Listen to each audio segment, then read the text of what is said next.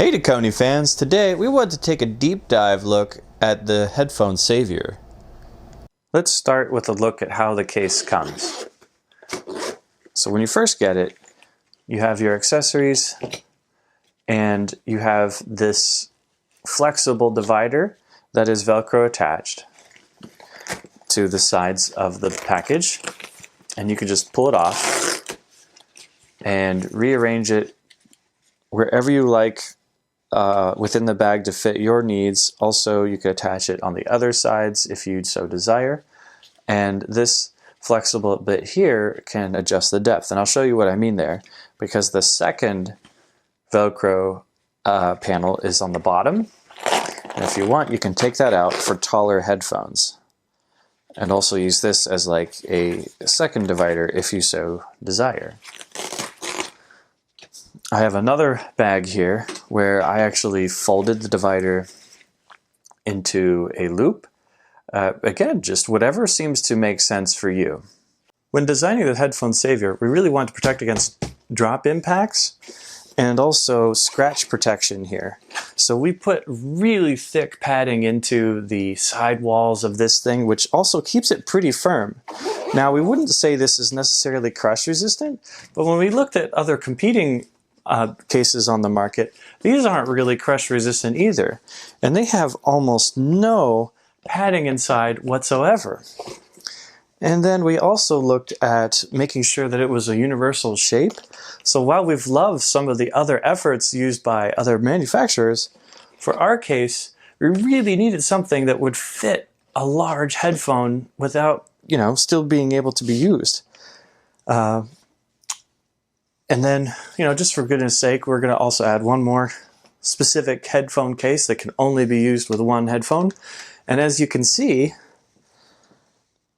the Dekoni case is sitting just fine, even under all this weight.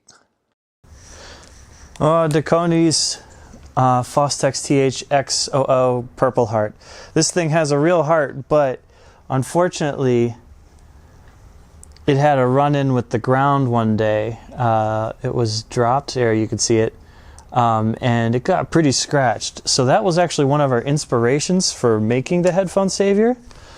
We really wanted to protect against just such an occurrence. So let's pop this in here. Now this is one of the headphones with non-detachable cables, so we're going to angle that back. And we're going to see how it fares in a drop test now.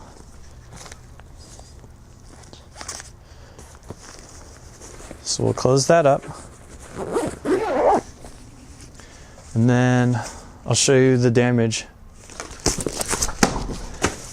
Oh boy. Poor Fostex, poor Fostex. I'm sorry, I didn't mean it. Let's see if it's okay. Okay. Bag got a little bit wet, very foggy day here. Please, no new scratches. Okay. No, still looking good, no cracks, no new scratches. Good against tyrannical outbursts. Okay, so for our first demo, we wanted to look at a high-end portable and see what a bag like this could give you the capabilities of bringing with you. So in this front pocket, people wonder if you can fit a music player in there. And yeah, of course you can. But we had enough room that we could also add this battery, 10,000 milliamp battery pack, so you can have an even longer playback time. Always nice for portable. And then on to the main compartment. We have, oh wait, how did that get in there? Well, I guess if it's good enough for headphones, it's good enough for a camera, right? Anyway, the headphones we have in here today are the Focal Elir. The boss is making use of the Utopia right now, but that's a pretty big headphone. And that's fitting in there pretty nicely.